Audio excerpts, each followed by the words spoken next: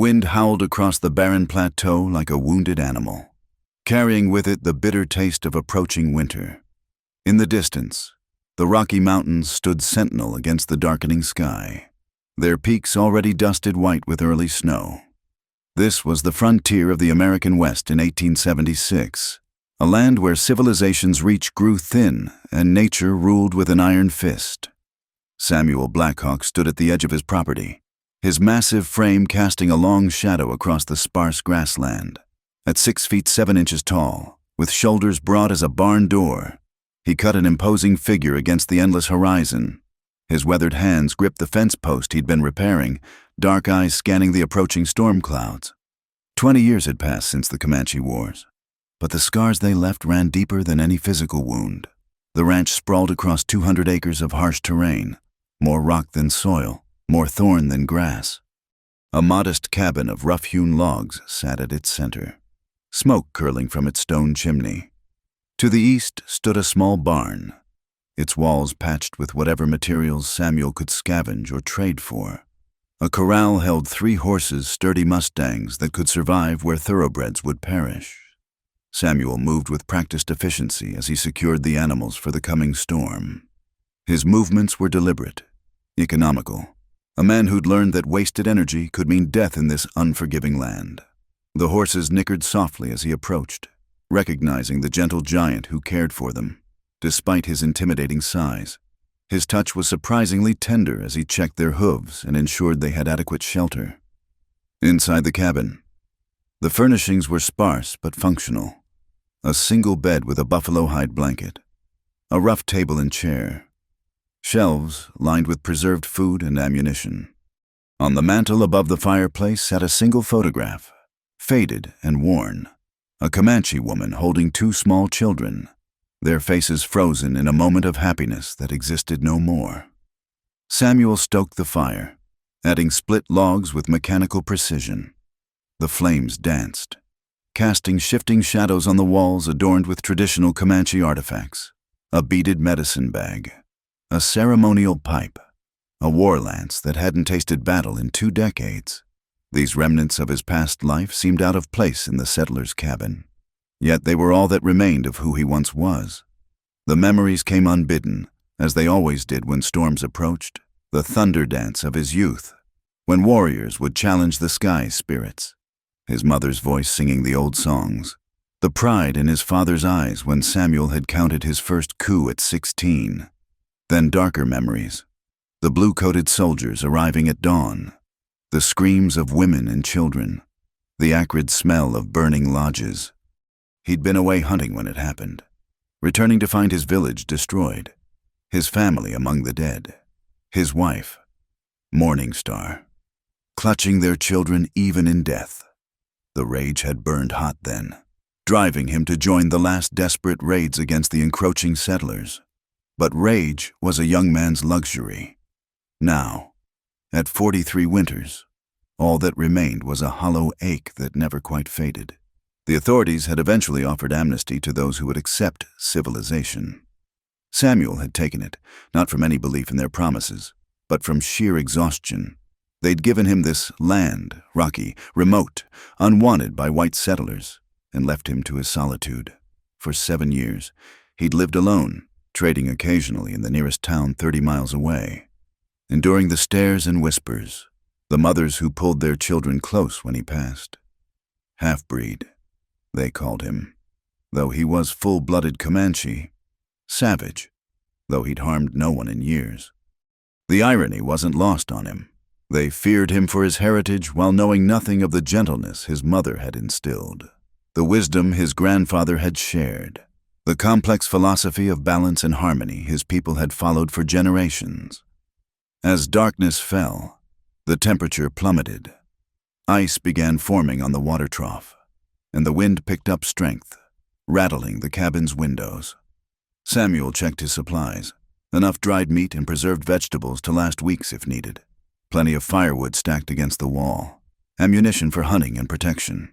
He'd learned to prepare for the worst, having seen too many die from poor planning. The first snowflakes began to fall, large and heavy, quickly obscuring the landscape. Within an hour, The world outside had transformed into a white void, the familiar landmarks erased by nature's fury. The horses huddled together in the barn, while Samuel sat by his fire, working on repairing a bridle by lamplight. His hands, scarred from years of war and work, moved with surprising delicacy as he wove new leather strips into the worn harness. This quiet craft was one of the few things that brought him peace. In the repetitive motions, he could almost forget the weight of his isolation, the burden of being caught between two worlds that wanted no part of him. The storm intensified, wind screaming through the valley like the spirits of the dead. Trees groaned under the assault, and somewhere in the distance, a branch cracked and fell with a sound like a rifle shot. Samuel barely flinched. He'd weathered worse storms, both natural and man-made. As midnight approached, he prepared for bed, banking the fire carefully to last through the night. Tomorrow would bring the hard work of digging out, checking for damage, ensuring the animals had survived. It was a cycle as old as his time here. Storm, survival, solitude. He'd grown accustomed to it, even found a certain peace in the predictability. Yet tonight, something felt different. Perhaps it was the unusual ferocity of the storm, or perhaps some instinct honed by years of living on the edge of death. Samuel found himself checking his rifle, ensuring it was loaded and within reach. The hair on the back of his neck prickled with an awareness he'd learned to trust. Outside, the storm raged on, transforming the familiar landscape into an alien world of white and shadow. But Samuel Blackhawk, the giant Comanche who'd found his refuge in this desolate corner of the frontier, settled into his bed with the patience of a man who'd learned that tomorrow's troubles would arrive soon enough. He didn't know that this night would mark the end of his 7 years of solitude, that the storm was bringing more than snow and wind to his doorstep. For now, he simply closed his eyes and let the howling wind sing him to sleep, a lullaby as old and wild as the land itself. The pounding came just past midnight, barely audible above the storm's fury. At first, Samuel thought it was a loose shutter or a branch striking the cabin wall, but the rhythm was too deliberate, too desperate. Human hands were beating against his door. He rose from his bed in one fluid motion, years of survival instinct overriding the fog of sleep. Grabbing his rifle, he moved silently to the window, peering through the frost-covered glass. In the swirling white chaos, he could barely make out two figures huddled against his door, their forms bent against the driving wind. The pounding came again, weaker this time. Then a voice, high and broken with cold. "Please, please, is anyone there? We'll die out here, please!" Samuel hesitated. In 7 years, no one had come to his door seeking help. The nearest homesteads were miles away, and travelers knew better than to venture out in weather like this. His finger rested on the rifle's trigger as he considered the possibilities. Could this be a trap? Outlaws sometimes used such tactics, though what they'd hoped to gain from a lone Comanche's cabin was beyond him. "Please!" the voice came again, and this time he heard what his warrior's instincts had missed. The genuine terror of someone facing death. "My sister, she can't go on much longer." Moving to the door, Samuel called out in his deep voice. "Who are you? What are you doing out in this storm?"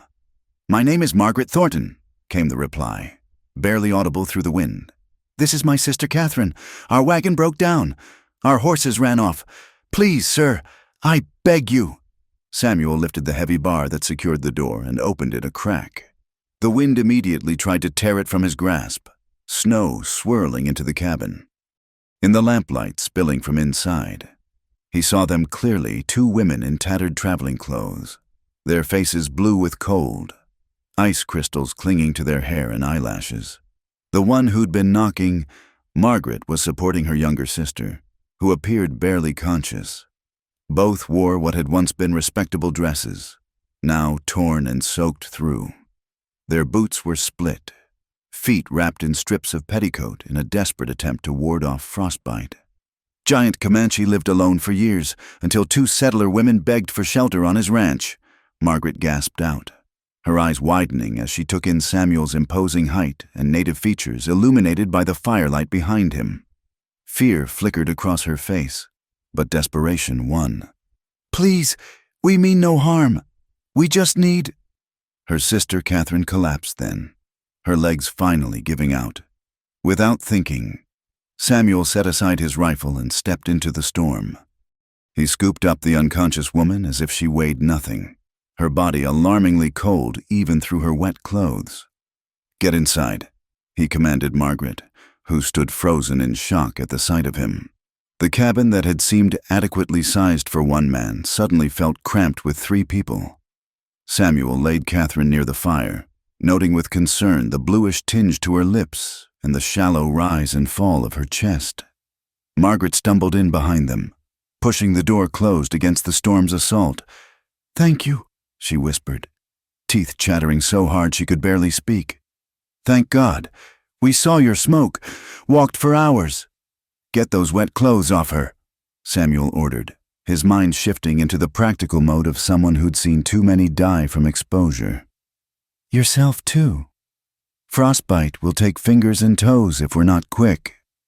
Margaret hesitated, propriety warring with survival. Samuel read her concern and turned away, pulling blankets from his storage chest. "I've seen death take too many to worry about proprieties," he said gruffly. "You can trust my honor, or you can keep your modesty and lose your lives. Choose quickly." The authority in his voice broke through her hesitation.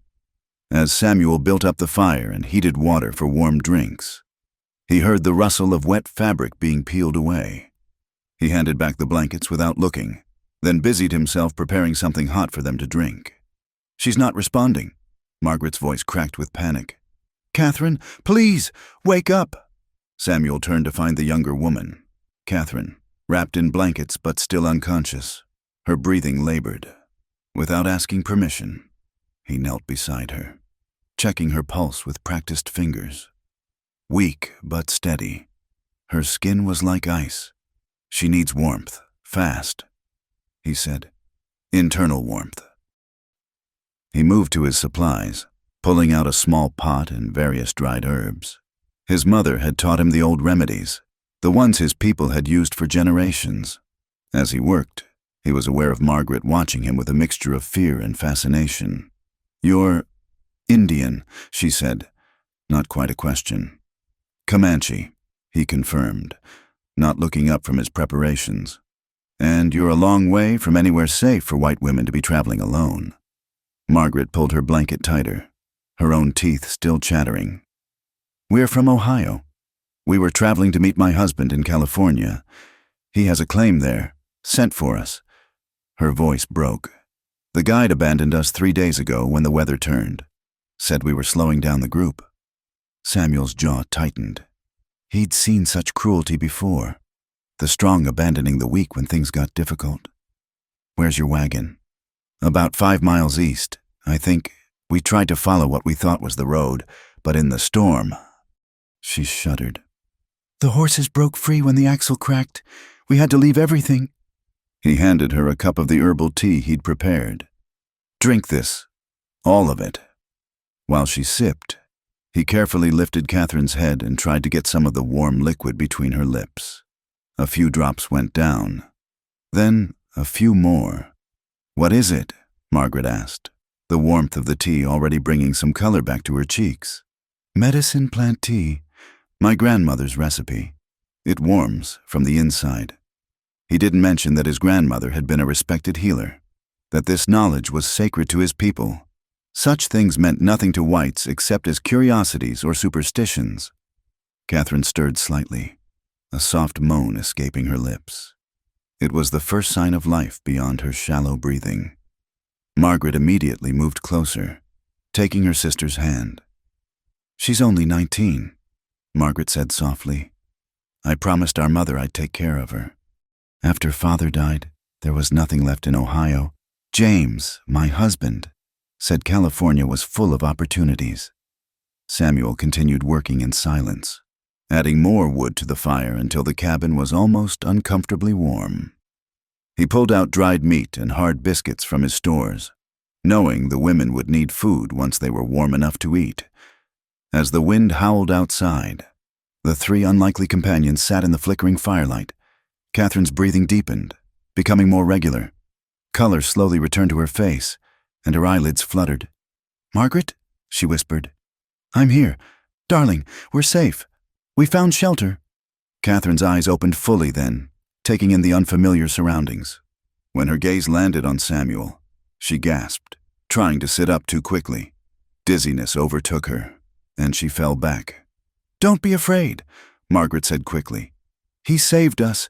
This is Samuel," he provided when she faltered. "Samuel Blackhawk." The sisters exchanged glances, communication passing between them that spoke of shared fears and desperate circumstances. Outside, something crashed, probably a tree falling under the weight of snow and wind. All three turned toward the sound. "The storm's getting worse," Samuel observed. "You'll be here for days, at least, maybe longer." "We don't want to impose," Margaret began, but Samuel cut her off with a gesture. "You'll stay until it's safe to travel. That's not kindness, it's practicality. I won't have your deaths on my conscience." As the night wore on, the women gradually warmed, sipping tea and nibbling carefully at the food Samuel provided. They told their story in fits and starts. The failed farm in Ohio, the promise of gold and fertile land in California, the grueling journey that had already claimed 2 lives from their wagon train before the guide's betrayal. Samuel listened mostly in silence, adding wood to the fire when needed, checking that their feet and hands were regaining proper color. He was acutely aware of how strange this must be for them, seeking shelter from someone their society had taught them to fear, finding salvation in the home of a savage. As dawn approached, though no light penetrated the storm-darkened sky, exhaustion finally claimed the sisters. They slept huddled together near the fire, wrapped in every blanket Samuel owned while he sat watch in his chair, rifle across his knees out of habit more than real concern. The storm showed no signs of abating. If anything, it seemed to grow stronger, as if nature itself was determined to test the strange sanctuary that had formed in this remote cabin. 3 souls from different worlds, brought together by desperation and chance, bound now by the ancient laws of hospitality that transcended race and culture. Samuel allowed himself a grim smile. 7 years of solitude, ended by 2 half-frozen white women who'd literally knocked on his door. The spirits, it seemed, had a sense of irony. The second day of the storm dawned without any dawn at all. The world outside remained a howling white void, snow piling against the cabin walls higher than the windows. Inside, the 3 unlikely companions had settled into an uneasy rhythm of survival. Catherine was recovering slowly, though she remained weak and prone to coughing fits that worried her sister. Margaret had taken it upon herself to tend the fire while Samuel was out checking on the horses, her movements careful and deliberate in the unfamiliar space. When he returned, snow-covered and wind-battered, she had hot coffee waiting. "You didn't have to," he began, surprised. "It's the least I could do," Margaret interrupted, her chin lifting slightly. "We're not entirely helpless, Mr. Blackhawk." They sat in awkward silence around the rough table, sharing a meal of beans and salt pork. The sisters ate slowly, their bodies still recovering from their ordeal. Samuel noticed how they held their spoons, with the delicate manners of proper Eastern upbringing, even in these crude surroundings. "How long have you lived here alone?" Catherine asked softly. The first real question either had posed about their host. Samuel considered his answer. 7 winters. "That's a long time without company," Margaret observed, her tone careful. "I've had my fill of company," he replied, then realized how harsh that sounded. "The solitude suits me." The wind rattled the shutters, reminding them all of the danger still lurking outside. Samuel had already calculated their supplies, with 3 mouths to feed instead of 1. They had perhaps 2 weeks before things became critical, if the storm lasted that long, which was unlikely but not impossible. "Tell me about your husband," he said to Margaret, more to fill the silence than from real curiosity. "This man who sends for his wife to cross hostile territory in winter." Margaret's face tightened slightly. "James is..." ambitious. He wrote that he'd struck a promising vein, that he needed us there to help work the claim, said spring would be too late, that others might jump it. And you believed him? He's my husband, she said simply. But Samuel caught the doubt in her eyes. Catherine spoke up, her voice stronger than before. We had nothing left in Ohio. The bank took the farm after Father died. Mother passed soon after, I think from grief more than the fever. Margaret married James just before he left for California. It was supposed to be our new beginning. The story was common enough. Samuel had seen many such families pass through the frontier, chasing dreams that often turned to dust. But something about these two touched him, perhaps their dignity in the face of disaster, or the fierce way Margaret protected her younger sister. You have people out here, he asked, besides this husband? No, Margaret admitted. James said he'd have friends, other miners, but you're strangers in a strange land. Samuel finished, with no one to turn to if things go badly. We have each other, Catherine said with quiet determination. That's always been enough. Samuel studied them, Margaret with her dark hair and steady green eyes, Catherine with her lighter coloring and delicate features. They looked like what they were, Eastern ladies wholly unprepared for the brutal realities of the frontier. Yet they'd survived what would have killed many stronger people. Your guide, he said. Describe him. Margaret's expression darkened. Tom Hutchins, tall, thin, with a scar across his left cheek. Why? I like to know who to watch for, Samuel said simply. In truth, he was memorizing the description. Such men often passed through the territory, and word traveled among both whites and Indians about those who couldn't be trusted. A guide who abandoned women in a storm would find his reputation preceding him. The conversation turned to practical matters: how to preserve warmth, ration food, melt snow for water without wasting fuel. Samuel found himself explaining things he'd taken for granted, knowledge accumulated over years of survival. The sisters listened intently, asking intelligent questions. You're not what I expected, Catherine said suddenly, then blushed. I mean, you expected a savage, Samuel said without rancor. Painted face, scalps on my belt, speaking in grunts. Both women had the grace to look embarrassed. Margaret cleared her throat.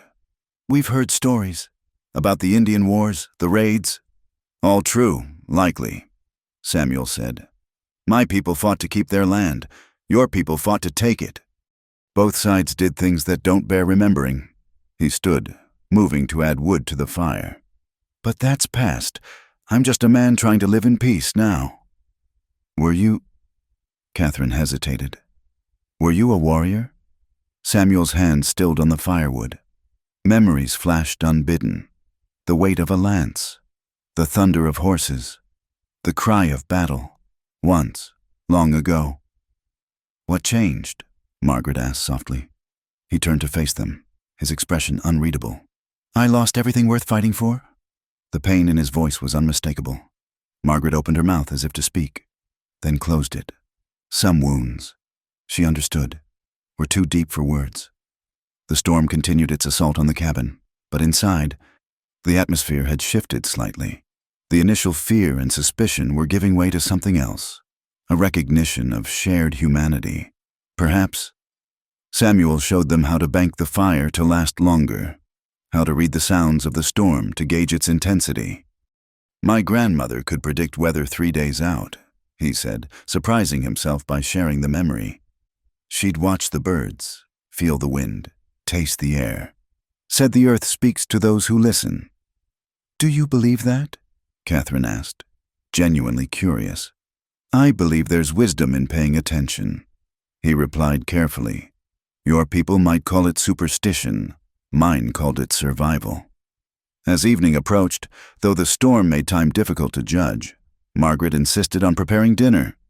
Samuel watched bemused as she attempted to create a meal from his sparse supplies, her Eastern sensibilities warring with frontier limitations. There's an art to camp cooking, he finally said, gently taking over. He showed them how to make fry bread with the simple ingredients available, how to brew pine needle tea that would help prevent scurvy, How to make pemmican last by mixing it with hot water into a filling soup. You know so much, Catherine observed. Yet you live here alone, sharing it with no one. Samuel's jaw tightened. Knowledge didn't save my people, didn't save my... He stopped abruptly. Your family? Margaret guessed gently. He nodded once, curtly. Wife, 2 children, boy and girl. The words came out rough, unused to being spoken. Dead these 20 years. The sisters exchanged glances, understanding dawning. Here was the source of his solitude, the reason for his self-imposed exile. I'm sorry, Catherine whispered. Sorry doesn't bring them back, Samuel said, then softened his tone. But thank you. They ate in contemplative silence after that, each lost in their own thoughts. The storm howled on, a reminder of how precarious their situation remained. Yet, inside the cabin, warmed by fire and unexpected company, something was shifting. Margaret helped clear the simple dishes while Catherine dozed near the fire, still recovering her strength. Samuel watched them from his chair, marveling at how quickly his ordered, solitary existence had been disrupted. These women, with their city manners and frontier courage, had invaded his sanctuary. Yet he found, to his surprise, that he didn't entirely mind. Mr. Blackhawk, Margaret said quietly, not wanting to wake her sister. What you've done for us. We had no claim on your hospitality. You could have turned us away. No, he said firmly. I couldn't have, whatever else I've become. I'm not a man who turns away those in need. She studied him in the firelight, this giant of a man who spoke with unexpected eloquence, who carried deep wounds with stoic dignity. You're not what the stories say about your people. Stories are told by the winners. Samuel replied, they seldom capture the whole truth. Then what is the truth? He considered the question. The truth is complicated. My people weren't saints. We made war, took captives, fought our enemies without mercy. But we also loved our families, honored our elders, lived in balance with the land. We had laws, philosophy, medicine, art. We were human, with all that entails, good and bad. Margaret nodded slowly. And now I'm just a man trying to survive in a world that's moved past him. Samuel said simply. Making peace with ghosts and growing old alone. You're not old, she protested, then blushed at her boldness. A rare smile tugged at Samuel's lips. 43 winters feels old when you've buried everyone you loved by 23. The wind gusted particularly hard, shaking the entire cabin. Catherine stirred but didn't wake. Margaret pulled her shawl tighter, moving closer to the fire. This storm, she said. Have you seen worse? A few times. This one's got staying power, though. Could be another 2, 3 days before it breaks. And then, Samuel met her gaze. Then we dig out. I help you salvage what we can from your wagon, and we figure out how to get you safely to your husband. Something flickered in Margaret's eyes. Doubt, fear, or perhaps something else. But she merely nodded. Yes, of course. As the night deepened, they prepared for sleep. Samuel insisted the women take his bed again while he kept watch, but exhaustion was claiming him too, his head nodding despite his vigilance. You should rest, Margaret said softly. We're safe here. Safe is a relative term on the frontier, he replied, but he allowed his eyes to close briefly. In that moment of vulnerability, Margaret saw past the stoic warrior exterior to the tired, lonely man beneath. The giant Comanche who'd lived alone for years had opened his door to them, sharing not just his shelter but pieces of his carefully guarded past. The storm raged on, but inside the cabin, an unlikely bond was forming, fragile as frost, but warming like spring's first thaw. The storm finally broke on the 5th day, leaving behind a world transformed. Snow lay 3 feet deep in the valleys and drifted up to 6 feet against the northern walls. The morning sun emerged pale and cold, casting long blue shadows across the pristine landscape. Samuel emerged from the cabin first, his breath clouding in the frigid air as he surveyed the damage. Several trees had fallen, including one dangerously close to the barn. The horses had survived, though they nickered hungrily as he approached with feed. Behind him, he heard the cabin door open. Merciful heavens, Margaret breathed, stepping out into the glittering white expanse. It's beautiful and terrible all at once. Catherine joined them, wrapped in one of Samuel's buffalo robes. The color had returned to her cheeks over the past days, and her cough had subsided. How will we ever find our wagon in all this? We'll start looking once the snow settles, Samuel said, already calculating the work ahead. First, we clear paths to the barn and woodshed. Then we dig out the well. The sisters exchanged glances. We'll help, Margaret said firmly. Samuel started to protest, then caught the determined set of her jaw. He'd learned over the past days that Margaret Thornton possessed a spine of steel beneath her proper Eastern manners. The work's hard, he warned. We're learning that everything out here is hard, she replied, already rolling up her sleeves. They worked through the morning, Samuel breaking the heavy drifts while the women cleared the loosened snow. It was back-breaking work, but neither sister complained. Catherine proved surprisingly resilient despite her recent ordeal, and Margaret attacked each task with focused energy. By midday, they'd cleared essential paths and ensured the animals had food and water. All three were exhausted, their clothes soaked with sweat despite the cold. They gathered around the table for a simple meal, hands wrapped around hot cups of coffee. Your hands, Samuel noticed, frowning at the blisters forming on Margaret's palms. Without asking permission, he took them in his own massive hands, studying the damage. You should have said something. They're just blisters, she protested, though she didn't pull away from his surprisingly gentle touch. He retrieved a small pot of salve from his medicine shelf. Bear grease and herbs, he explained, carefully applying it to her wounds. It'll prevent infection and speed healing. Catherine watched the interaction with interest, noting how her usually independent sister allowed the ministration without protest. Over the past days, she'd observed a subtle dance between Margaret and their host, careful distances maintained, yet drawn together by circumstances and something else neither seemed willing to acknowledge. That afternoon, Samuel announced they'd search for the wagon. Miss Catherine should stay here, he said. The cold's still dangerous for someone recovering.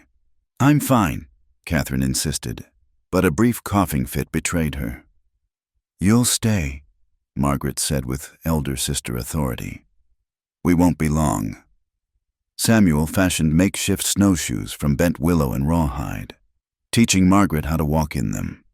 They set out eastward, following Samuel's best guess of where the wagon might be based on the sisters' confused descriptions of their journey. The transformed landscape made navigation difficult. Familiar landmarks were buried, and the snow reflected sunlight so brilliantly it hurt to look directly at it. Samuel moved with practiced ease, reading signs invisible to Margaret, the shape of a drift indicating a hidden boulder, the way snow gathered differently around vegetation. How do you know where we're going?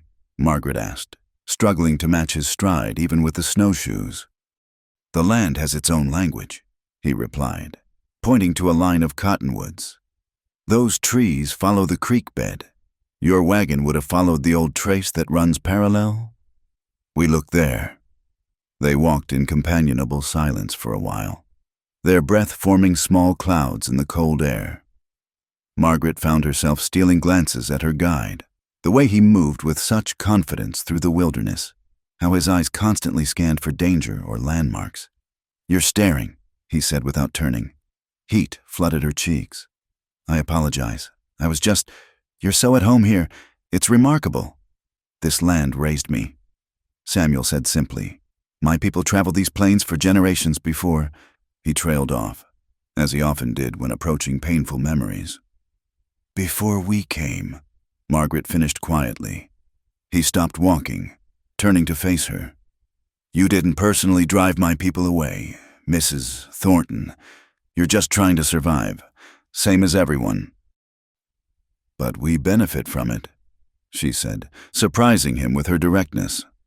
My husband's claim, the land we're settling, It all belonged to someone else first. Samuel studied her for a long moment. Few whites ever acknowledged this truth so plainly. "The world changes," he said finally. "My people took land from others who came before. It's the way of things. Doesn't make it right, but blame won't change what's done." They continued on, and within an hour, Samuel spotted something, a dark shape against a snowbank.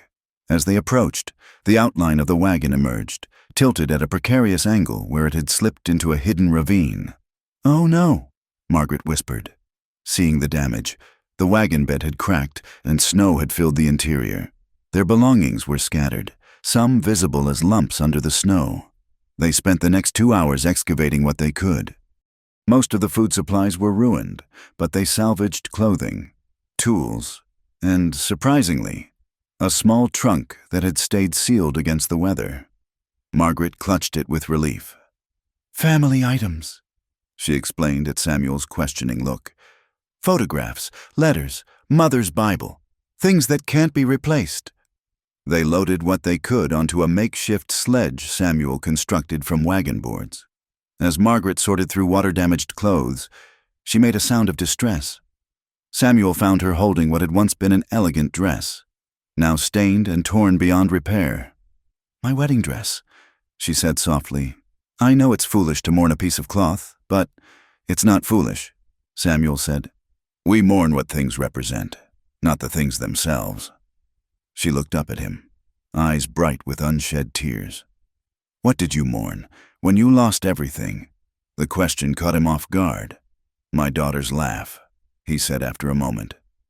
"The way my son tried to copy everything I did, my wife singing while she worked, the small things that made life worth living." Margaret reached out impulsively, touching his arm. "I'm sorry, I shouldn't have asked." "No," he said, covering her small hand with his. "Sometimes the asking helps, keeps them alive in memory, at least." They stood there for a moment, connected by loss and understanding, before Samuel gently pulled away. "We should head back. Dark comes early, and your sister will worry." The return journey was slower, pulling the loaded sledge through the snow. As they neared the cabin, they saw smoke rising cheerfully from the chimney and Catherine's face in the window, watching for them. "She's all I have left," Margaret said quietly. "When our parents died, I promised I'd take care of her, give her a better life than what we had in Ohio." "You're a good sister," Samuel observed. "I try to be, but sometimes I wonder if I've led her into worse danger, this land." "It's nothing like home." "No," Samuel agreed. "But it has its own rewards for those strong enough to claim them." That evening, as they sorted through the salvaged belonging, the cabin felt almost festive. Catherine had prepared a meal in their absence, proud of her growing frontier skills. She'd even attempted fry bread, following Samuel's earlier instructions. "It's a little burned," she admitted, presenting her creation. "Adds flavor," Samuel said diplomatically, taking a piece. The sisters laughed at his expression as he chewed the crispy bread. As they ate, Margaret produced a small bottle from the rescued trunk. "Father's medicinal brandy," she said with a mischievous smile. "For special occasions or medical emergencies. I think surviving a blizzard qualifies." She poured small measures for each of them. Samuel hesitated. Alcohol had been forbidden on the reservation, and he'd avoided it since, but the warmth in Margaret's eyes made him accept the glass. "To survival," Margaret toasted. "To unexpected sanctuary," Catherine added. "To—" Samuel paused, then raised his glass. "To strangers who become less strange." They drank, the brandy burning warm paths down their throats. Outside, the wind had stilled completely, leaving a profound silence broken only by the crack of settling snow and the pop of burning wood in the fireplace. As the evening wore on, the atmosphere in the cabin grew warm with more than just fire. Catherine shared stories of their childhood in Ohio, making them all laugh with tales of Margaret's youthful attempts at independence. Margaret retaliated with embarrassing stories of Catherine's first suitor, a gangly boy who'd serenaded her with a broken violin. Even Samuel found himself contributing, sharing lighter memories, racing horses with his brothers, his grandmother's legendary temper, the time he'd accidentally insulted a visiting chief by using the wrong honorific. "You have a wonderful laugh," Catherine observed, emboldened by the brandy. "You should use it more often." Samuel's smile faded slightly. "Haven't had much cause for laughter these 7 years." "Maybe that's changing," Margaret said softly. Meeting his eyes across the table, something passed between them in that look: recognition, possibility, and fear all mingled together. Catherine, despite her youth, wasn't blind to the undercurrent. She excused herself to prepare for bed, leaving them alone by the dying fire. "Your husband," Samuel said carefully. "You'll be continuing to California once the weather allows." Margaret stared into her empty glass. "Yes, of course. That's the plan. Plans have a way of changing on the frontier," he observed. She looked up at him then, her expression unreadable. "Some plans. Others are fixed by duty and promises made before God." Samuel nodded slowly. "I understand duty and promises." He stood, banking the fire for the night. "We should rest. Tomorrow we'll start making preparations for your journey. The passes might be clear in a week or two if the weather holds." Margaret rose as well, pausing near him. "Samuel, these days have been, what you've done for us. You owe me nothing," he said quietly. "Hospitality is sacred among my people. You needed help. I gave it, that's all." But they both knew it wasn't all. Something had shifted in the storm-bound days, something neither was quite ready to name. Margaret touched his hand briefly, then withdrew to join her sister. Samuel stood alone by the banked fire, staring into the glowing coals. For 7 years, his life had been predictable, safe in its solitude. Now, with spring approaching and the snow beginning its slow retreat, he felt the stirring of something he'd thought dead forever.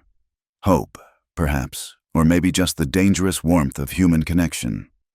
Outside, the stars emerged in the clear sky, brilliant and cold as winter diamonds. But inside the cabin, warmth lingered, not just from the fire, but from laughter shared, stories told, and the fragile bonds formed between souls who'd found shelter in the storm. The riders appeared on the 10th day after the storm, dark silhouettes against the melting snow. Samuel spotted them first from the barn, his body tensing with old instincts. 4 men, moving with the casual arrogance of those who believe the frontier belonged to them alone. "Get inside," he told Margaret quietly. She'd been helping him repair a fence post, and something in his tone made her obey without question. "Tell your sister to stay away from the windows." He watched the riders approach, noting the rifles across their saddles, the way they spread out slightly. Tactical positioning. These weren't friendly neighbors checking on storm damage. As they drew closer, he recognized the type: drifters and opportunists who haunted the territories, taking what they wanted from those too weak to resist. Samuel stepped into the open, his rifle held casually but ready. The riders pulled up about 20 yards away. Their leader, a grizzled man with cold blue eyes, leaning forward in his saddle. "Well, well," the man drawled. "Boys, looks like we found ourselves a live Indian. Thought they'd cleared all you redskins out of this territory. Private property," Samuel said evenly. "State your business or move along." The leader, his companions called him Jake, laughed unpleasantly. "Private property? Since when does the government give land to savages?" His eyes narrowed, taking in the well-maintained buildings. "Unless you killed the real owner. That it, Chief? You murder some poor settler family for this spread?" "I said move along," Samuel repeated, his grip tightening on the rifle. One of the other riders, younger and clearly drunk despite the early hour, pointed toward the cabin. "Hey, Jake, I saw someone in there. Looked like a woman." Jake's expression sharpened with interest. "That's so. You keeping white women in there? Indian? Because that's something we can abide." The door opened before Samuel could respond. Margaret stepped out, her chin raised defiantly despite the fear in her eyes. "These ladies are my guests," Samuel said, noting how she'd phrased it to include Catherine. "Travelers caught in the storm. I'm providing Christian shelter until they can continue their journey." Jake's eyes roved over Margaret in a way that made Samuel's jaw clench. "Christian shelter from a heathen? Lady, you don't know what you're dealing with. These savages, they got appetites. The only savage behavior I've witnessed has been in the last 2 minutes." Margaret interrupted, her voice steady. "Mr. Blackhawk has shown us nothing but kindness and respect." "Blackhawk?" One of the other riders spat. "I heard that name. You're the one killed them soldiers down at Sand Creek way back." "That was a lie," Samuel said coldly. "I was cleared of those charges 20 years ago. Cleared by Indian lovers and bleeding hearts." Jake sneered. He dismounted slowly, his hand resting on his pistol. "Way I see it, we got a duty to protect white women from—" He used a word that made Margaret flinch and Samuel's knuckles whiten on his rifle stock. "You need to leave," Samuel said, his voice dropping dangerously low. "Now," Jake grinned, showing tobacco-stained teeth. "Or what? You'll take on 4 armed men? Even a big buck like you ain't that stupid." Catherine appeared in the doorway then, young and frightened, but holding Samuel's old Navy Colt with surprising steadiness. "He won't be alone," she said quietly. The tension stretched taut as a bowstring. Jake's men shifted nervously. They'd expected easy prey, not armed resistance. Samuel felt a surge of protective fury seeing Catherine exposed to danger, but he kept his expression impassive. "Ladies," Jake said, trying a different approach. "You don't understand. We're trying to help you. This animal here, he's just waiting for his chance. It's what they do.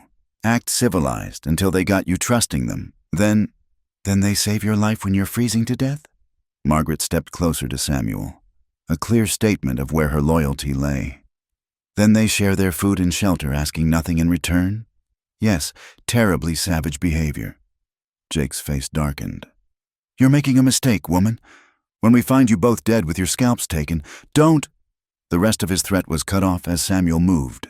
In one fluid motion, he chambered around and fired into the snow at Jake's feet. The explosion echoed across the valley as Jake stumbled backward, his hand going for his gun. "Next one won't miss," Samuel said calmly. "I've put up with your insults because I'm trying to live peacefully. But you threaten these women again, and I'll show you exactly what kind of warrior I used to be." For a moment, violence hung in the air like smoke. Then Jake's nerve broke. He'd seen something in Samuel's eyes, not the wild savagery he'd expected, but the cold certainty of a man who'd killed before and wouldn't hesitate to do so again if pushed. "This ain't over," Jake snarled, backing toward his horse. "You think you can just live here like decent folk? You're nothing but a—" "Jake!" The quiet command in Samuel's voice stopped him. "You come back here, any of you, and I'll assume you mean harm. I'll act accordingly. Make sure you understand that." Jake mounted clumsily, his bravado shaken. "Come on, boys. Let's leave these Indian lovers to their fate." He looked at Margaret with disgust. "When he shows his true nature, don't expect help from decent white folks." They rode off in a cloud of snow and profanity. But Samuel remained watchful until they disappeared over the ridge. Only then did he lower his rifle, turning to find both sisters staring at him. "Get inside," he said roughly, the adrenaline making his voice harsh. "Catherine, give me that pistol before you hurt yourself." She handed it over with shaking hands. "I would have shot them," she whispered. "I know," Samuel said more gently. "That's what worries me." Inside the cabin, the atmosphere was charged with residual fear and anger. Margaret busied herself making coffee with trembling hands while Catherine sat by the fire, her youth showing in the shock on her face. "They'll be back," Samuel said bluntly. "Men like that don't forget being humiliated. You need to leave as soon as possible." "Leave?" Margaret turned on him, eyes flashing. "Because of those animals? Because this is what happens," Samuel said wearily. "What always happens. White folks and Indians can't mix without blood being spilled. I was a fool to think—" "To think what?" Margaret demanded. "That you deserve to be treated like a human being? That we could show basic decency to each other? Samuel slammed his fist on the table, making both women jump. You don't understand. Those men will come back, probably with more. They'll burn this place, hurt you both to get at me. I've seen it before. Hatred like that doesn't just go away. Then we fight them, Catherine said with surprising firmness. We? Samuel rounded on her. There is no we. You're leaving tomorrow. I'll take you to Fort Bridger myself. You can catch a wagon train there. And what about you? Margaret asked quietly. I'll deal with whatever comes. It's my land, my fight. Your land that you opened to us, Margaret said. Your fight that started because you sheltered us. We brought this trouble to your door. You brought nothing but your need for help, Samuel corrected. Men like Jake Masters. Yes, I know who he is. He's got a reputation. They don't need excuses to hate. But I won't have your blood on my hands. A heavy silence fell. Finally, Margaret spoke, her voice steady with resolve. My husband is in California. I have a duty to try to reach him, but I won't be driven off by bigots and bullies. We'll leave when we're ready, when it's safe to travel. Not before. Samuel stared at her, this slight Eastern woman defying both danger and common sense. You're a fool, Mrs. Thornton. Perhaps, but I'm a fool who knows right from wrong. And running away while you face danger we helped create would be wrong. I agree with Margaret, Catherine added. We stand together or not at all. Samuel felt something crack inside his chest, the wall he'd built around his heart. Perhaps these women, these strangers who'd become something more, were choosing to stand with him against their own kind. It humbled and terrified him in equal measure. If you stay, he said slowly, you follow my rules. You learn to shoot properly. You don't go anywhere alone. And if I tell you to run, you run without question. Understood? Both sisters nodded solemnly. The rest of the day was spent in preparation. Samuel taught them to load and fire his weapons, drilled them on escape routes if the cabin was attacked. He was a harsh taskmaster, but they understood the stakes now. As darkness fell, he took first watch, sitting by the window with his rifle. Margaret joined him, bringing coffee in her quiet presence. Why did you really stay? He asked after a while. She considered her answer carefully. Because for the first time since we left Ohio, I feel like we're where we're meant to be. Does that sound foolish? Yes, he said, but his tone was gentle. This is no place for you, either of you. Maybe not, she agreed. But neither was Ohio after we lost everything. Neither is California, probably, at least here. She paused, searching for words. At least here we found something real, something worth defending. Samuel looked at her in the moonlight, seeing the strength beneath the proper exterior, the courage that had driven her across a continent. Your husband is a fortunate man, he said quietly. Something flickered in her eyes. Pain, perhaps, or regret. Is he? Sometimes I wonder if he even remembers he has a wife. His letters stopped coming 6 months ago. The admission hung between them, heavy with implication. Samuel wanted to reach out, to offer comfort, but he kept his hands on his rifle. Some lines, once crossed, couldn't be uncrossed. You should sleep, he said instead. Tomorrow will be difficult. She rose, pausing at the bedroom door. Samuel, thank you for standing up to them, for standing up for us. Don't thank me yet, he replied grimly. This is far from over. As her footsteps faded, Samuel resumed his vigil. Outside, the night was peaceful, but he knew it was the calm before a storm worse than any blizzard. Jake Masters would return, bringing violence and hatred with him. But for the first time in 7 years, Samuel Blackhawk had something worth fighting for again. 2 brave women who'd shown him that decency could transcend the boundaries of race and culture. Whatever came next, he wouldn't face it alone. The moon rose higher, casting silver light across the snow, and Samuel kept watch over his unlikely family, rifle ready and heart finely, dangerously, open to hope. Word spread through the valley like wildfire on dry grass. Within 3 days, Samuel noticed the signs, fresh horse tracks on the ridge, smoke from campfires where none should be, the feeling of being watched. The fourth morning brought unexpected visitors, but not the ones he'd feared. A small delegation from the nearest town arrived just after breakfast. The shopkeeper, Thomas Morrison, the elderly preacher, Reverend Walsh, and, surprisingly, Mrs.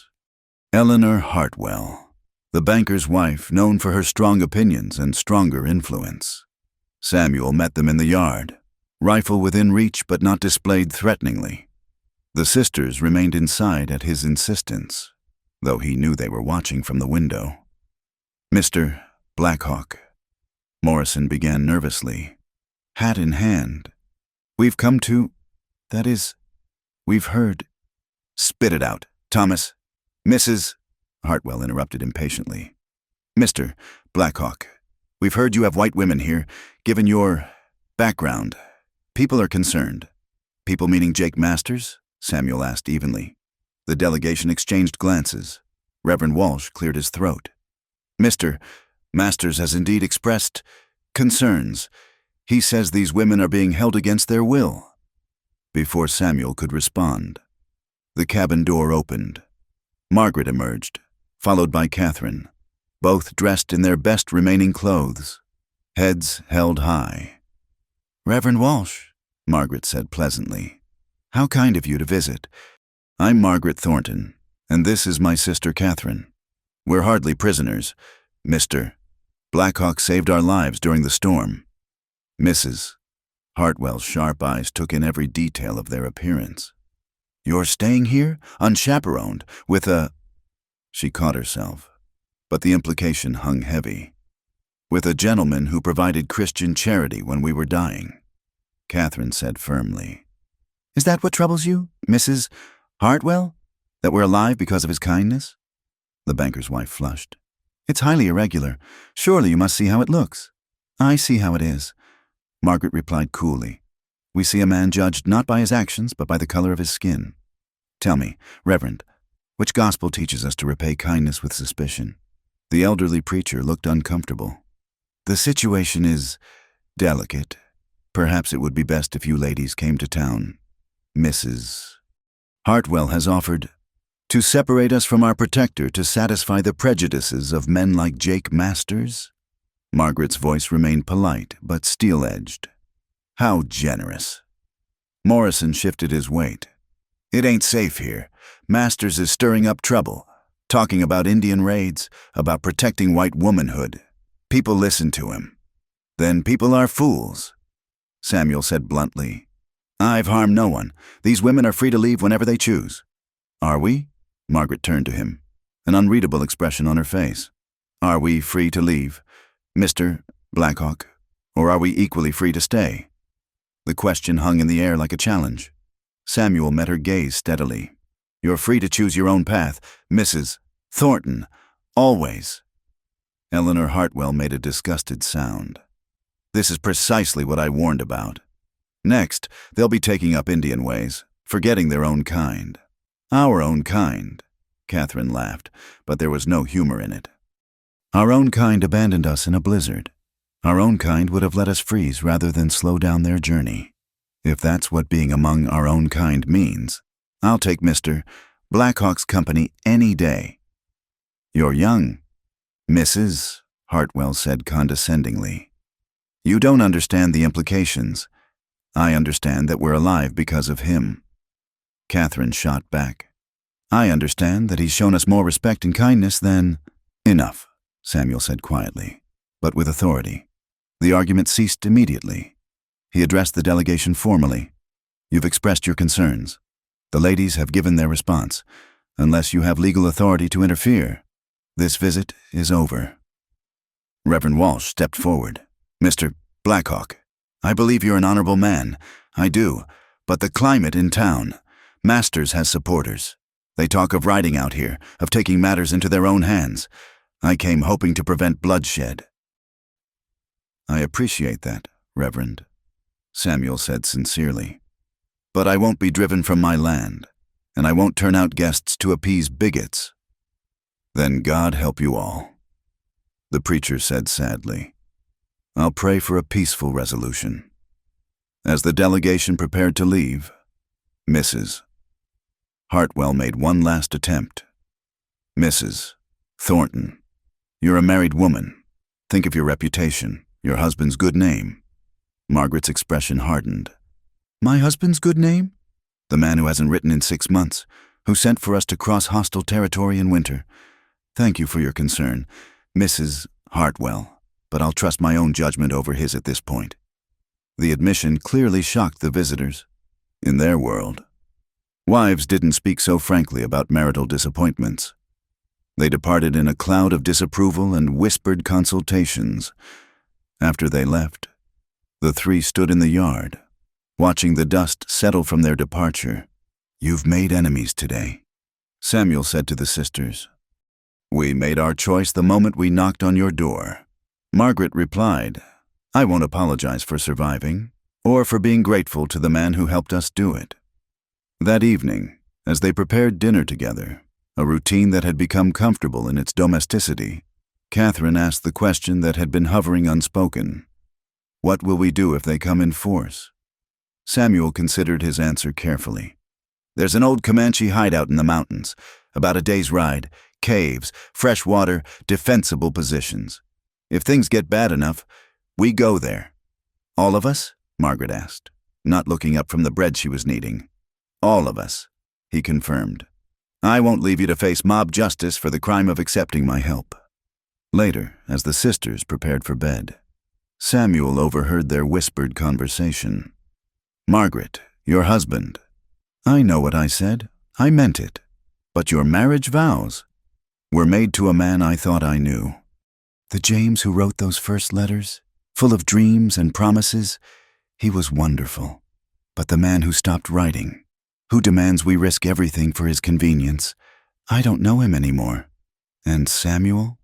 There was a long pause. Samuel is complicated. He looks at you sometimes, when he thinks no one notices.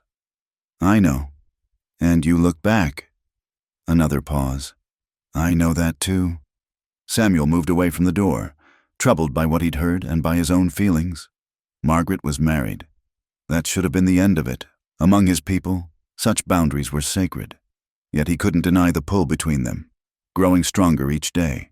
He took up his usual position by the window, rifle across his knees. The night was quiet, but he knew it was temporary. The town delegation's visit had been a warning sides were being drawn, and the sisters' public defense of him had placed them firmly on his side of the line. Around midnight, Margaret appeared with coffee, as had become her habit. They sat in companionable silence for a while, watching the moonlit landscape. Did you mean what you said? He finally asked. About your husband? She sighed softly. Every word. I think he sent for us because he needed someone to cook and clean and help work his claim. Not because he missed me. Maybe that's unfair, but 6 months without word speaks its own truth. Samuel finished. Yes. She turned to look at him directly. I'm not a loose woman. Samuel, I take my vows seriously. But I'm beginning to wonder if those vows still bind when the other person has abandoned them in all but law. It was dangerous territory. This conversation, Samuel knew he should end it. Maintain the proper distance. Instead, he found himself saying, among my people, marriage was sacred, but it was also practical. If a man failed to provide for or protect his family, if he abandoned them, the woman had the right to leave, to find someone who would fulfill those duties. And if she found such a man, their eyes met and held, then she would be free to choose, he said softly. Margaret reached out, her fingers barely brushing his hand where it rested on the rifle. The world isn't that simple for my people, she whispered. No, he agreed. It never is. They sat in silence after that, but the air between them had changed, charged with possibility and impossible longing. Outside, a coyote howled in the distance, and Samuel was reminded that predators always circled, waiting for weakness. The next morning brought news. A rider Samuel recognized. Tom Brennan, one of the few townsmen who'd always treated him fairly, arrived with a warning. Masters is gathering men, he said without preamble. Maybe 15, 20. They're liquored up and talking about cleaning out the Indian nest." "Thought you should know." Samuel nodded grimly. "When?" "Day or two, maybe. Some of the cooler heads are trying to talk them down, but—" Brennan shrugged helplessly. "Thank you for the warning." Brennan glanced at the cabin, where the sisters were visible through the window. "Those women really here by choice. Ask them yourself if you doubt it. No need. Just be careful. Blackhawk, there's ugly talk, real ugly, about what they plan to do to them for laying with a savage." Samuel's jaw tightened. "They haven't— I know that, you know that. But Masters and his kind, they see what they want to see." Brennan mounted his horse. "I've done what I could. Rest is up to you." As Brennan rode away, Samuel made his decision. They would leave tonight for the mountain hideout. Let Masters find an empty cabin. Once the sisters were safe, he could decide whether to return and fight for his land or find somewhere new to start over. But even as he planned their escape, he wondered if running would solve anything. The hatred would follow them wherever they went. At some point, they would have to make a stand. The question was whether that stand would cost them everything. They left the ranch under cover of darkness, moving like shadows through the moonlit landscape. Samuel had packed only essentials: weapons, food, medicine, and the sisters' rescued belongings. The horses moved quietly, their hooves muffled with cloth wrappings as they picked their way along trails only Samuel knew. Catherine rode close to her sister, fear evident in her rigid posture. Margaret maintained her composure, but Samuel caught her looking back once at the cabin disappearing into darkness, the first real shelter they'd known in weeks, abandoned again to violence and hatred. They rode through the night, climbing steadily into the mountains. By dawn, they'd reached the tree line where thick pines provided cover. Samuel called a brief halt to rest the horses and eat cold biscuits, not daring to light a fire that might give away their position. "How much further?" Catherine asked, her voice hoarse with exhaustion. "Another 6 hours, maybe 7, Samuel replied, scanning the valley below through the morning mist. "The trail gets rougher from here." What he didn't tell them was that he'd spotted dust clouds in the distance, riders moving fast toward his ranch. Masters had moved sooner than expected. By now, they'd have found the empty cabin, and rage would fuel their pursuit. They pushed on, the trail becoming increasingly treacherous. In places, they had to dismount and lead the horses along narrow ledges with sheer drops on one side. Margaret never complained, though Samuel saw her knuckles white as she gripped her horse's mane. By midday, the pursuit became visible, a line of riders following their trail, still hours behind but closing steadily. Samuel's mind raced. They wouldn't reach the caves before being overtaken, not with the sisters' inexperience slowing them down. "There," he said suddenly, pointing to a cluster of rocks forming a natural fortress. "We make our stand there." "Stand?" Catherine's voice cracked. "Against 20 men? Better ground than being caught in the open." Samuel said grimly, "Can you both shoot?" They nodded, faces pale but determined. They'd practiced, but target shooting was different from facing armed men intent on violence. They reached the rocks with perhaps an hour to spare. Samuel positioned the sisters behind solid cover, distributed ammunition, and checked sight lines. The position was good. Attackers would have to cross open ground to reach them, exposed to fire. "Listen carefully," he told them. "They'll try to talk first, make demands. Don't believe any promises. If shooting starts, aim center mass and keep firing until they stop coming. Don't think about it as killing men. Think about it as staying alive." Margaret gripped his arm. "Samuel, if something happens, nothing will happen to you," he said fiercely. "I swear it." The riders appeared as the sun reached its zenith, spreading out in a rough semicircle just outside rifle range. Samuel counted 18 men, Jake Masters prominent among them. Several he recognized from town, men who'd seemed decent enough when sober but who'd found courage in numbers and whiskey. "Blackhawk," Masters called out. "Send out the women and we might let you live." Samuel's response was to chamber around audibly. "Any man who comes closer dies.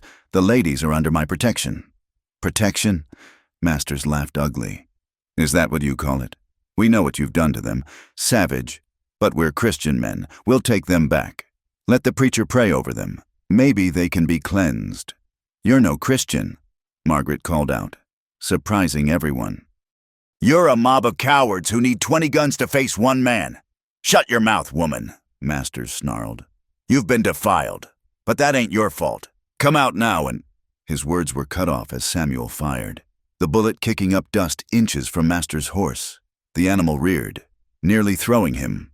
Next one doesn't miss, Samuel warned. For a moment, the standoff held. Then one of the younger riders, fueled by liquor and bravado, spurred his horse forward with a rebel yell. Samuel's rifle cracked, and the man tumbled from his saddle. Clutching his shoulder, all hell broke loose. The riders charged from multiple directions, firing wildly. Samuel worked his rifle with deadly efficiency, dropping 2 more before they could close the distance. Beside him, Margaret fired the carbine he'd given her, her shots wild but adding to the defensive fire. Catherine crouched behind a boulder, the Navy Colt gripped in both hands. The attack faltered as men realized the cost of crossing open ground. They pulled back, leaving 3 wounded men groaning in the dust. Samuel had taken a grazing shot to his left arm, but ignored the burning pain. You're just making it worse, Masters shouted from cover. We got time. Indian, we'll wait you out. But Samuel heard uncertainty in his voice. 3 men down in the first minute wasn't what they'd expected. These weren't hardened fighters. They were townsmen playing at being warriors. A tense standoff developed. The attackers took positions behind whatever cover they could find, occasionally firing to keep the defenders' heads down. Samuel knew they were discussing options, probably realizing that their quarry was better armed and positioned than anticipated. As the afternoon wore on, he noticed movement on their flank. 2 men were trying to work around to higher ground. He touched Margaret's shoulder, pointed. She understood immediately, shifting her position to cover that approach. Catherine, he said quietly, watch the horses. If they try to stampede them, we're done. The young woman nodded, moving to where she could guard their mounts while staying in cover. Samuel felt a surge of pride at their courage. These Eastern ladies had steel in their spines. The flanking attempt came at dusk. 2 men rushed from cover, trying to gain the high ground. Margaret fired, missed, fired again. 1 man stumbled and fell. The other dove behind rocks, pinned down by her fire. Good, Samuel told her. Keep him there. But the real attack came from another direction. Masters had sent his best shots crawling through the gathering darkness. And suddenly bullets were striking their position from multiple angles. Rock chips flew as rounds struck nearby. Down, Samuel shouted, pushing Margaret flat as a bullet whined overhead. This was the critical moment. If they broke, if they ran, it would become a massacre. Samuel rose slightly, spotted a muzzle flash, and put a round exactly where the shooter lay. A scream confirmed his aim. How many bullets left? He asked Margaret. Maybe 10. Not enough. Not nearly enough if this continued. But then, unexpected salvation came from the darkness. Masters, Jake Masters, a new voice called from the gloom. This is Sheriff Coleman from Fort Bridger. I've got a dozen deputies with me. Any man who fires another shot will hang for attempted murder. Samuel felt Margaret sag with relief beside him, but he kept his rifle ready, knowing how quickly situations could turn. Sheriff, these people are harboring... Masters began. I know exactly what's happening here. Coleman interrupted. Tom Brennan rode hard to fetch me. Now you boys have 2 choices. Ride out now and forget this foolishness, or face federal charges. The Indian Peace Commission takes a dim view of mobs attacking landowners, whatever their race. There was muttering, arguments among the attackers. Some wanted to continue. Others recognized the threat of federal intervention. Finally, Master's voice rang out, full of bitter defeat. This ain't over. Black Hawk, you and your whores. A rifle shot cut him off, fired from the sheriff's position. That was a warning. Masters, next man who makes threats gets arrested. Now move. Slowly, reluctantly, The mob began withdrawing. They collected their wounded, mounted up, and rode off into the darkness. Only when the last hoofbeats faded did Sheriff Coleman and his men emerge from cover. The sheriff was a weather-beaten man in his 50s, fair-minded by reputation. He approached carefully, hands visible. "Mr. Blackhawk, you folks all right up there?" Samuel stood slowly, helping Margaret to her feet. "We're alive, Sheriff. That's what matters." Coleman climbed up to their position, taking in the defensive setup with a professional eye. Smart positioning. You'd have held them off, but it would have been costly. He looked at the sisters. "Ladies, are you here of your own free will?" "Absolutely," Margaret said firmly. "Mr. Blackhawk saved our lives during the blizzard. We'd be dead without him." The sheriff nodded.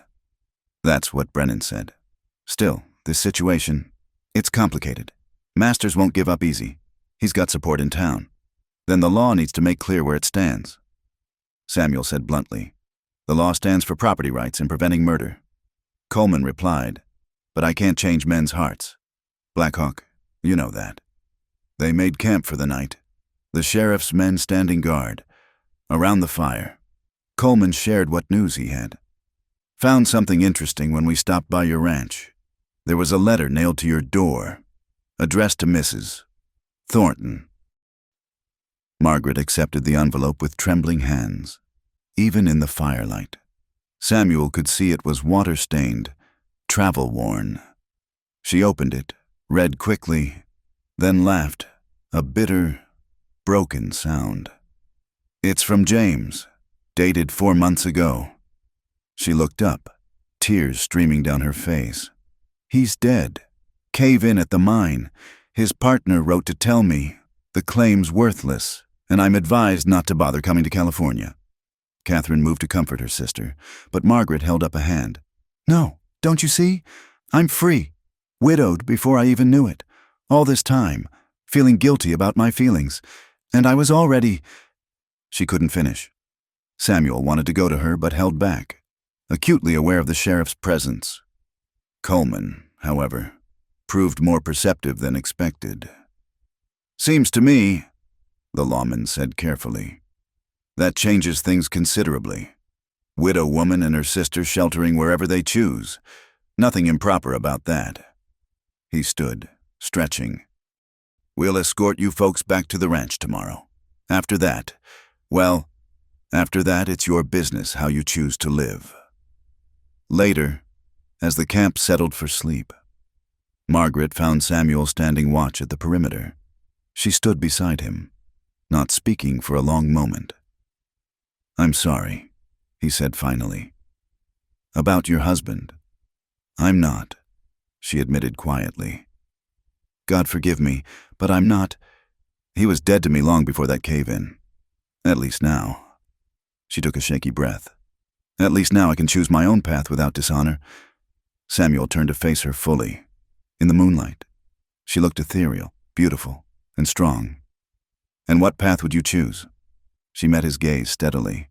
"One that doesn't require me to leave the first real home I've known since childhood. One that keeps Catherine and me with the most honorable man I've ever met." Her voice dropped to a whisper. "If he'll have us." Samuel pulled her into his arms then. Propriety be damned. She came willingly, her head fitting perfectly against his chest. They stood that way for a long time. Two souls who'd found each other across impossible divides. "It won't be easy," he warned. "The hatred won't stop." "Then we face it together," she replied. "All of us." In the distance, a wolf howled, and its pack answered. But here, in this moment, they'd found their own pack. Unlikely, unconventional, but bound by something stronger than blood or convention. They'd found choice, and they'd chosen each other. Spring arrived like a blessing across the valley, painting the harsh landscape with wildflowers and new grass. The snow retreated to the highest peaks, and the streams ran full with meltwater.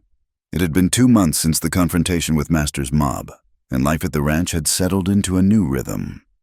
Samuel stood at the edge of his property, but he wasn't alone anymore.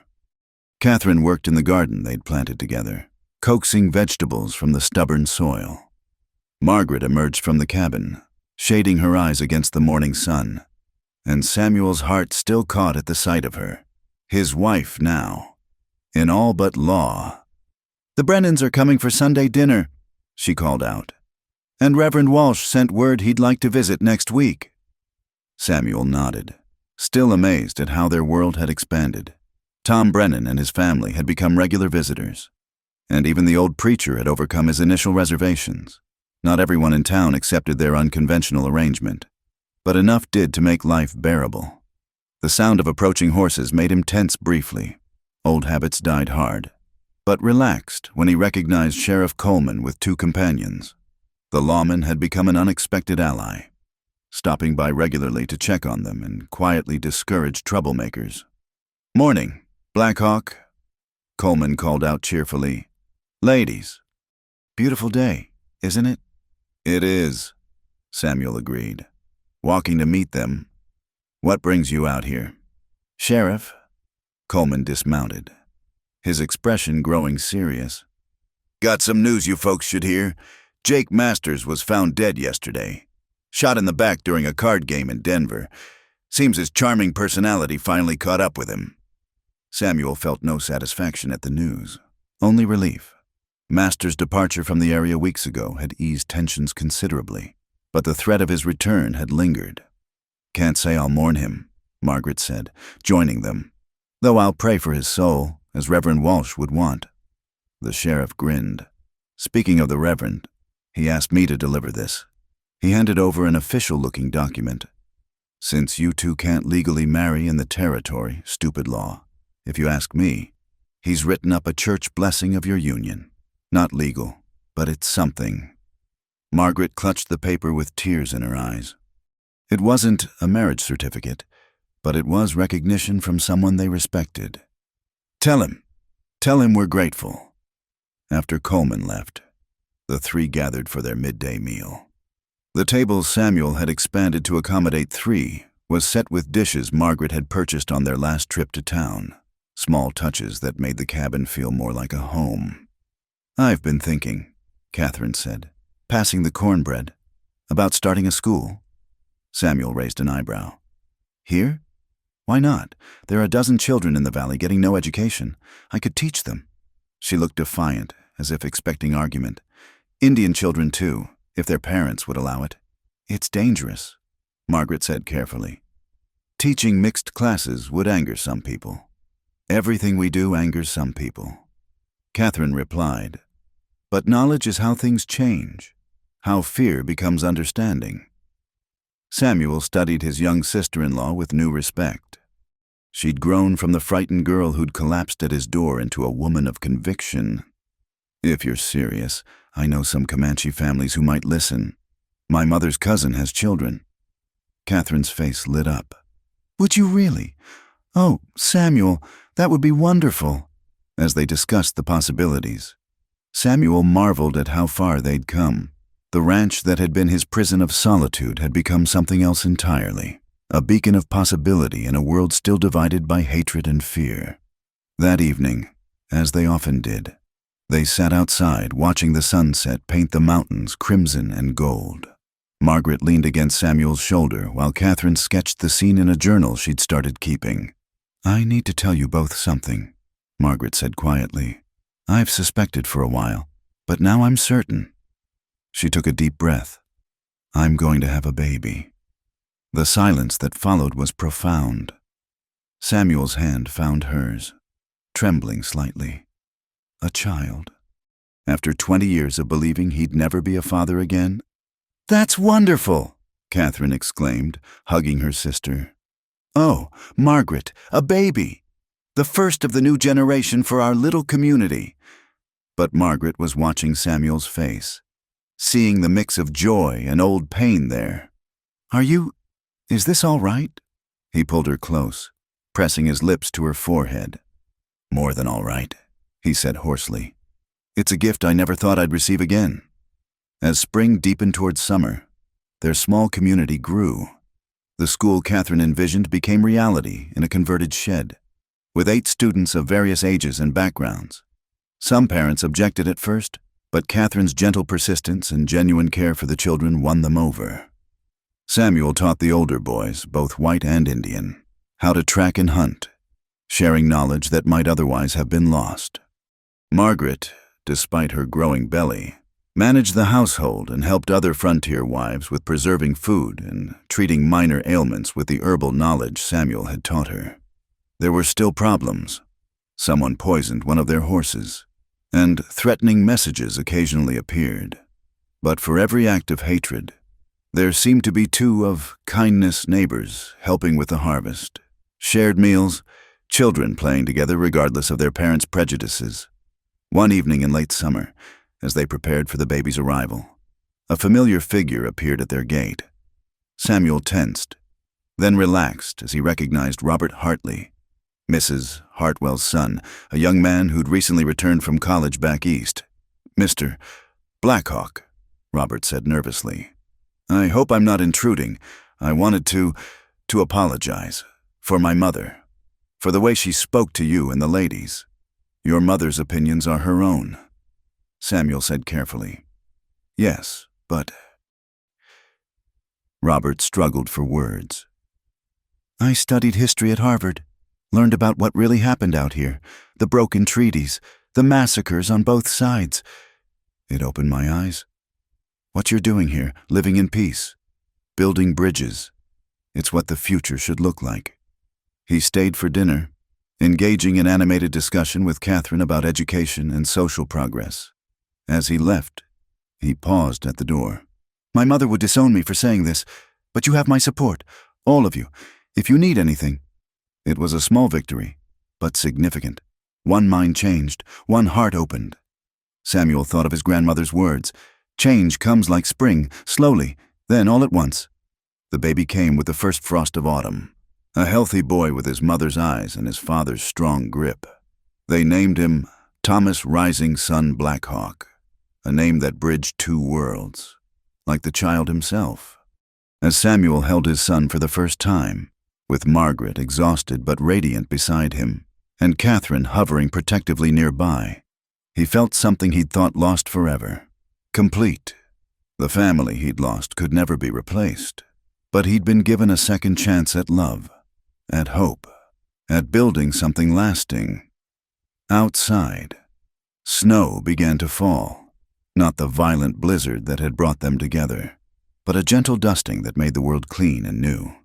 Neighbors would visit tomorrow to see the baby, some with genuine joy, others with curiosity about this child of 2 peoples. But tonight, in the warmth of their cabin, none of that mattered. They were simply a family, bound not by blood alone, but by choice, by struggle, by the decision to see each other as human beings worthy of love. Samuel looked at his son, then at the 2 remarkable women who'd transformed his life. "Thank you," he whispered, though whether to them or to the spirits he wasn't sure. Margaret squeezed his hand. "For what? For knocking on my door that night, for staying when you could have run, for seeing me as more than what others said I was. You saw us the same way," Catherine said softly. "That's how it works, isn't it? We see each other truly, and in that seeing, we become more than we were alone."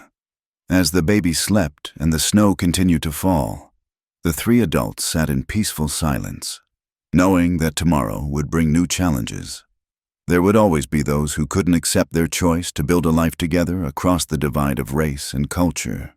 But here in this cabin, where a giant Comanche had lived alone for years until 2 settler women begged for shelter on his ranch, they'd proven that love could transcend hatred, that families could be forged from the most unlikely beginnings, and that sometimes the best stories were the ones that defied convention.